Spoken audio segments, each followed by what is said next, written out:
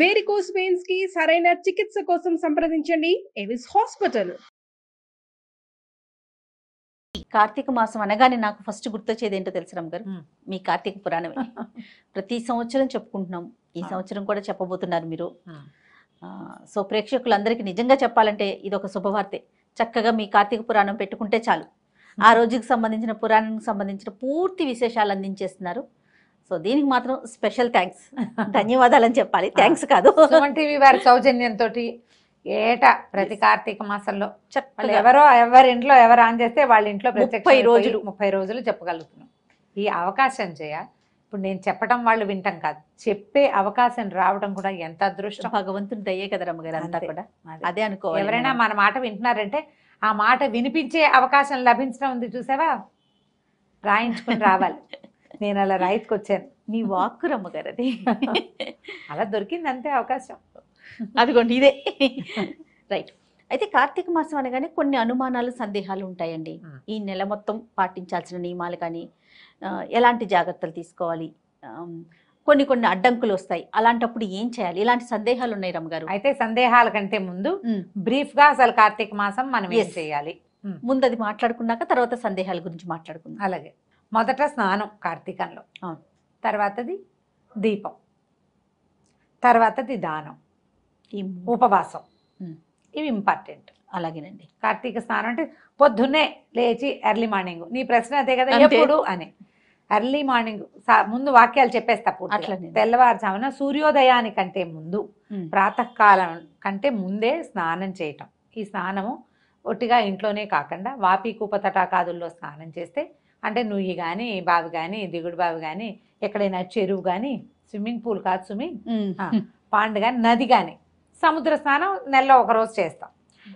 వీటిలలో ఎక్కడైనా స్నానం చేయటం. స్నానం చేసిన తర్వాత దేవాలయ దర్శనం ఒకటి ఇంపార్టెంట్గా చెప్తారు. కార్తీకానికి దీపం చాలా ముఖ్యం. ఇది ఆశ్వేజ మాసం తర్వాత వచ్చేటువంటి కార్తీకం అంటే శరదృతువు. ఇప్పుడు మనకి శ్వాసకోశాలకు సంబంధించినటువంటి సమస్యలు వస్తాయి, తప్పకుండా దీపం పెట్టుకోవాలి. ఆ దీపారాధన తాలూకు ఆ ధూమాన్ని పీల్చడం వల్ల ఆరోగ్యం బాగుపడుతుంది. కార్తీక దీపంలో పరమేశ్వరుడు ఉంటాడు, ఇది మెయిన్. తర్వాత దానం చేసుకోవటం. దానాలు రకరకాలు, చాలా రకాల దానాలు చేయొచ్చు. తిలా దానం చేయటం, బట్టలు వస్త్రదానం చేయటం, దీపదానం చాలా అఖండమైన ఫలితాన్ని ఇస్తుంది. రకరకాల దాన ప్రక్రియలు. తర్వాత దేవాలయ దర్శనాలు, ఇంట్లో దీపం పెట్టుకోవటం, దేవాలయంలో దీపం పెట్టుకోవటం. చివరిగా ఉపవాసం. కార్తీక నక్తాలని చేస్తారు. పగలల్లా ఉపవాసం ఉండి రాత్రి చుక్కలు చూశాక భోజనం చేయటం నక్తం అంటారు. నక్తము అంటే రాత్రి, కార్తీక నక్తాలు అదే దాని పేరు. లేదా పొద్దున భోజనం చేసేసి రాత్రిపూట ఉపవాసం చేయటం. ఒకటి కార్తీకంలో నక్తాలు చేస్తారు, లేకపోతే పర్వదినాల్లో ఉపవాసం ఉండొచ్చు. అవి ఎట్లా 4 సోమవారాలు, తర్వాత 2 ఏకాదశులు, పౌర్ణమి, అమావాస్య, ఈ తిథుల్లో ఉపవాసం చేయటం. పగలు ఉపవాసం ఉండటం, సాయంకాలము దీపారాధన చేసుకోవటం, భోజనం చేసేయటం. ఈ విధానాల్లో దేన్నైనా తీసుకోవచ్చు. అయితే కార్తీకం అనగానే మనం శివారాధన స్పష్టంగా వింటాం. కానీ ఈ నెలలో ఉన్న ప్రత్యేకం ఏంటంటే, మనం ఒక ప్రధానమైన సంగతి చెప్పుకోవాలి. మా భగవంతుడు కృష్ణుడు చెప్పాడు, మాసానాం మార్గశీర్షోహం అని. నేను మాసాల్లో మార్గశీర్షాన్ని అని చెప్పినప్పటికీ కూడా మార్గశీర్షానికి లేని ఒక అత్యద్భుతమైన ప్రత్యేకత ఈ కార్తీక మాసానికి ఉంది. ఎందుకంటే ప్రథమంగా ఆరాధన తెప్పించుకునేవాడు శివుడైనప్పటికీ కార్తీక దామోదర ప్రీత్యర్థమని సంకల్పం చెప్పే శివారాధన చేస్తాం. ఇప్పుడు దామోదరుడు కార్తీకానికి అధిదైవం. అవును. ఈ దామోదరుడు విష్ణు స్వరూపుడు. విష్ణువు నడుముకి తాడు కట్టబడినటువంటి కృష్ణ స్వరూపమే దామోదర స్వరూపం. ఆయనను తలుచుకుని నువ్వు ఏదైనా చెయ్యి. ఆయన తలుచుకుని స్నానం చేయి, ఆయన తలుచుకుని దీపం పెట్టు, ఆయనే తలుచుకుని దానం చేయి, ఆయనే తలుచుకుని శివారాధన చెయ్యి. ఎంత అద్భుతం కదా. ఏదైనా నేను ఒక్కటే అని మేమిద్దరం ఒకటే కదండి. మేమిద్దరం ఒకటే. శివకేశవుల అభేదాన్ని స్పష్టంగా తెలియచేసేది ఈ కార్తీక మాసం. అద్భుతం. ఇది అత్యద్భుతమైన వ్యవహారం. ఇదైతే ఈ శివారాధన, శివలింగానికి శివారాధన చేస్తూనే విష్ణు స్వరూపమైన సాలగ్రామ ఆరాధన చేయటము, సాలగ్రామాన్ని దానం చేయటము కార్తీకంలో విశేషమైనవి. ఈ నెలలో విష్ణువుని తులసితోటి పూజించటం, తులసితో పాటు ఉసిరి చెట్టును కూడా ఉంచి రెండింటిని కలిపి పూజించటం ఇట్లా అవును. తులసి పూజ కూడా చాలా ప్రాధాన్యతని సంతరించుకుంటుంది. చూడు, శివప్రీతి కోసం అభిషేకాలు చేస్తూ విష్ణు ప్రీతి కోసం తులసి పూజ చేసుకుంటాం. ఆ. దీపాలు తులసి దగ్గరే పెడతాం. ఇలా శివకేశవుల ఇద్దరి ఆరాధన కుదిరేటువంటి ఈ మాసంలో ఏదైనా ఒక్క రోజైనా ఉపవాసం, ఒక్క రోజైనా దీపారాధన, ఒక్క వస్తువైనా దానం చేయటం, ఒక్క రోజైనా నదీ స్నానం చేయటం, ఒక్కసారైనా దేవాలయానికి వెళ్ళటం కూడా నెలంతా చేసిన ఫలితాన్ని ఇస్తాయి. పైగా సంవత్సరంలో ఉండే 12 నెలలు 11 నెలలు ఒక ఎత్తు, ఈ ఒక నెల ఒక ఎత్తు. ఎందుకంటే ఈ నెలలో ప్రతిరోజు పర్వదినమే. ఏ రోజైనా ఆరాధన చేసుకోవచ్చు. ఈ తిథిలో కొన్ని ప్రత్యేక తిథులు ఉన్నాయి. ఏ తిథికి ప్రత్యేకత లేకపోయినా కూడా నువ్వు పూజ చేసుకోవచ్చు. అది కూడా నెల చేసిన ఫలితాన్ని ఇస్తుంది. అంత ప్రత్యేకమైన మాసం కాబట్టి కార్తీకం మీద చాలా ఆసక్తిగా ఉంటుంది. మనం పైన చెప్పుకునే వ్యవహారాలన్నీతో పాటుగా పురాణ శ్రవణం అనేది ఒక పెద్ద వ్యవహారం. అవునండి. ఈ పురాణము ఎవరైనా చెప్తుంటే వినొచ్చు, స్వయంగా చదువుకోవచ్చు. పైవేవీ చేయలేకపోయినా, ఏవి దీపము, దానము, స్నానము, వ్యవహారాలు ఏమి చేయలేం. అనారోగ్యం, ఆరోగ్యం సహకరించకపోవచ్చు, ఏదైనా గర్భవతులు, చంటి పిల్లల తల్లులు, ఇంట వంట లేదు, ఎవరు చెయ్యరు, మన సంప్రదాయంలో లేదు, అయినా కూడా పురాణం వినొచ్చు. దానికి ఎటువంటి అడ్డంకులు ఏ ఆటంకాలు లేవు. ఇవన్నీ చేసిన వాళ్ళకి ఎలాంటి ఫలితం లభిస్తుందో పురాణ శ్రవణం చేసిన వాళ్ళకి కూడా అంత ఫలితం లభిస్తుంది. ఇప్పుడు ఇన్ని లక్షల మందికి పురాణాన్ని వినిపించే వాళ్ళ దానికి ఏం లభిస్తుందో చెప్పు నువ్వు. మహాద్భుతం కదా రమ్మగారు, ఇంకా మాటల్లో చెప్పలేరేమో బహుశా. అంతే. కాబట్టి ఈ వీటిలలో ఏదైనా చేయొచ్చు. ఇది టోటల్గా కార్తీక మాసంలో మనం ఆచరించవలసింది. ఇంకొక ఫైనల్ టచ్ ఏంటంటే, కార్తీకంలో నది స్నానం ముఖ్యమైనది, సముద్ర స్నానం చాలా అద్భుతమైంది. దీంతో పాటుగా వనభోజనం ఒకటి చాలా ప్రముఖమైంది. వనభోజనానికి ఎవరైనా పిలిస్తే నిరాకరించకుండా చక్కగా వెళ్ళండి. ఏమైనా ఎక్కువ ఔషధ వృక్షాలున్న ఫామ్ హౌసుల్లోకి వెళ్ళగలిగితే ఇక మీ అదృష్టం అది. అంతే. అలాంటి అవకాశం లభించడమే అదృష్టం. అందరం కలిసి వెళ్ళి భోజనాలు చేసి తంబోలా ఆడుకోవడానికి మాత్రం కాదు అది. ఎందుకంటే మనం ఇన్ని వృక్షాలు ఉన్న చోటకు వెళ్తే ఆ ఎక్కువ ఆక్సిజన్ని పీల్చగలగటమే మన అదృష్టంగా భావించాలి. చెట్ల కింద కూర్చుని సామాన్యంగా నేల మీద ఆకుపరుచుకుని అన్నం తినడం భగవంతుడు ఈ అవకాశం ఇచ్చాడు. ఇప్పుడు చాలా పరిస్థితులను గడిచొచ్చాం మనం. అవును. అబ్బో ఇప్పుడు ఈ సంవత్సరం హాయిగా తినే అదృష్టాన్ని కల్పించాడు. ఒకసారి భగవంతుడికి ఒక నమస్కారం చేసుకోండి. ఉసిరి చెట్లున్న తోటల్లోకి వెళ్ళగలిగితే మంచి ఆక్సిజన్ లభిస్తుంది. ఈ నెలలో ఉసిరి చెట్టులో కూడా అపరిమితమైన ప్రాణశక్తి ఉంటుంది. అందుకని ఉసిరి చెట్టు తప్పకుండా ఉండాలి అని చెప్తారు. పిందెలు పూత అవి ఉన్న ఉసిరి చెట్లు అయితే ఇంకా మంచిది. తప్పకుండా. అయితే మరి కొన్ని సందేహాలు ఉన్నాయండి. ఎవరైనా చనిపోయారనుకోండి, కార్తీక మాసం వచ్చింది, సంవత్సరం లోపే కార్తీక మాసం వచ్చింది, వారు పూజ చేసుకోవచ్చా, దీపం పెట్టొచ్చా?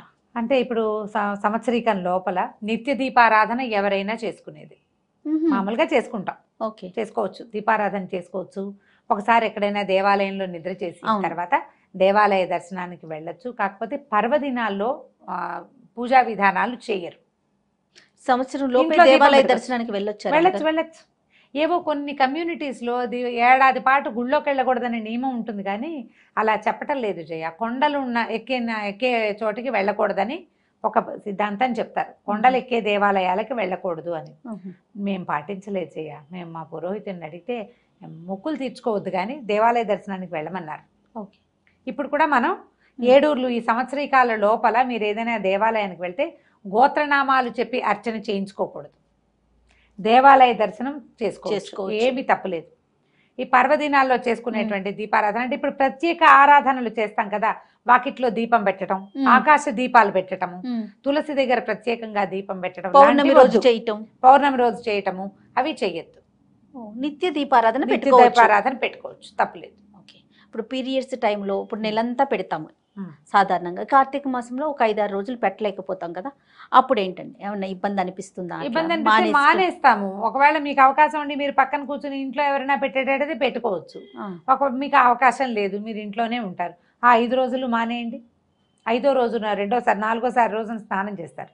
5వ రోజున కూడా మళ్ళీ తల స్నానం చేసి అప్పుడు దీపం పెట్టుకోవచ్చు. ఏమైనా చాలా శారీరక ఇబ్బందులు గనక ఉంటే, మీకు చికాకు అనిపిస్తే మీ మనసుకే సుమి అది, ఒకవేళ చికాకుగా ఉంటే ఆ 2 రోజులు ఇంకో 2 రోజులు మానేసుకోండి, తర్వాత దీపాలు కంటిన్యూ చేయొచ్చు. ఈ పోయిన 7 రోజుల పుణ్యాన్ని నేను ఎలా సంపాదించాలని దిగులు పడద్దమ్మా. ఎవరికి ఏది ప్రాప్తమో ముందే చెప్పుకున్నాం కాదు, ఇక్కడ రాసుకొస్తాం మనమని. కదా. కాబట్టి వస్తుంది, వచ్చే సంవత్సరం ఫినిష్ చేసుకుంటాం. అయినా కార్తీకంలో ఒకరోజు దీపం పెట్టినా చాలు, ఒకరోజు స్నానం చేసినా చాలు అని చెప్తున్నాం. పదే పదే చెప్తున్నాం. ఇది కార్తీక పురాణంలో చెప్పింది, మన మాట కాదు, పురాణంలో చెప్పబడిన మాట. పురాణాల్లో మన ఋషులు ఆల్రెడీ మనకి చెప్పారు, అదే కదా ప్రమాణం మనకి. కాబట్టి పోయిన ఈ రోజులు అని దిగులు పడి బాధపడద్దు. కుదిరితే చేసుకోండి, కుదరకపోతే మానేయండి.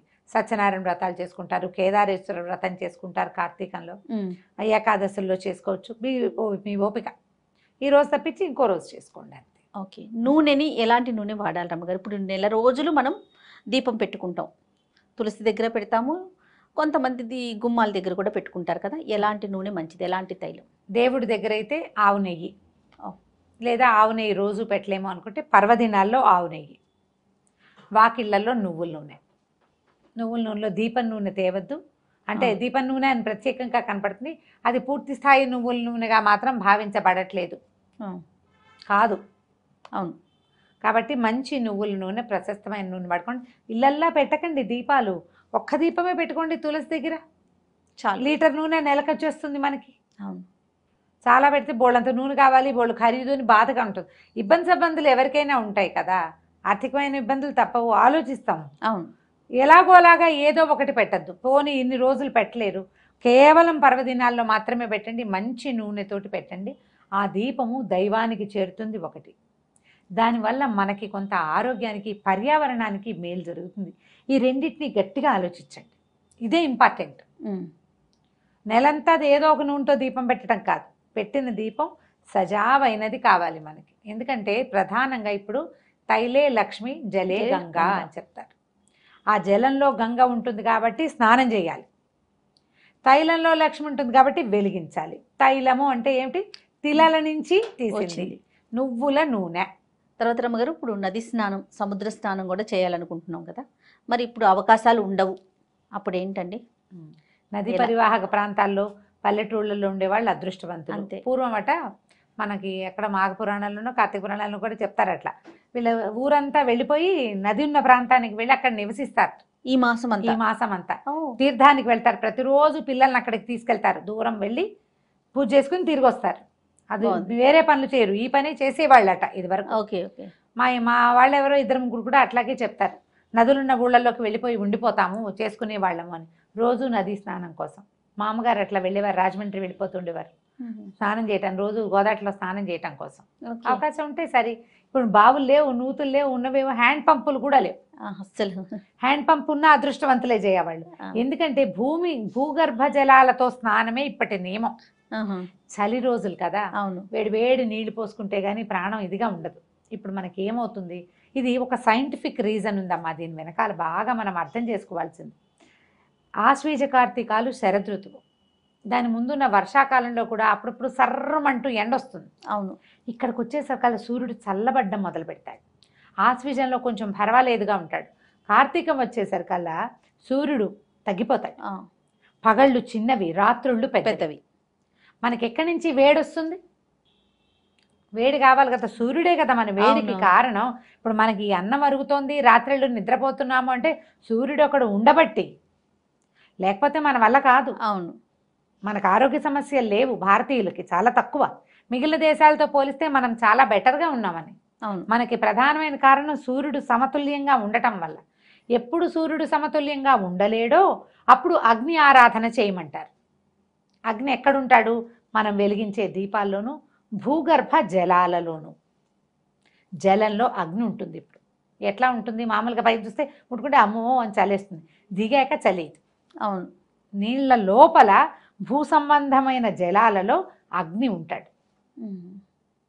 ఆ వెచ్చదనం కనుక మనకు ఒంటికి అలవాటైందా, మీరు చూడండి ఓవర్ హెడ్ ట్యాంక్లో నీళ్లు చల్లగా ఉంటాయి. అదే అప్పుడు బోర్ వేయించుకున్నాం అనుకో, వెచ్చగా వస్తాయి నీళ్ళు. అవకాశం ఉన్న వాళ్ళు బోర్ వాటర్ తోటి స్నానం చేయండి. ఇంట్లోనే స్నానం చేస్తాం. ఇంట్లో స్నానమే నీచ స్నానం అని చెప్తారు కార్తీక పురాణంలో. అన్నిట్లలో అదేనే నీచమైంది. సూర్యోదయం అయిపోయిన తర్వాత చేసేది కూడా నీచ స్నానమే.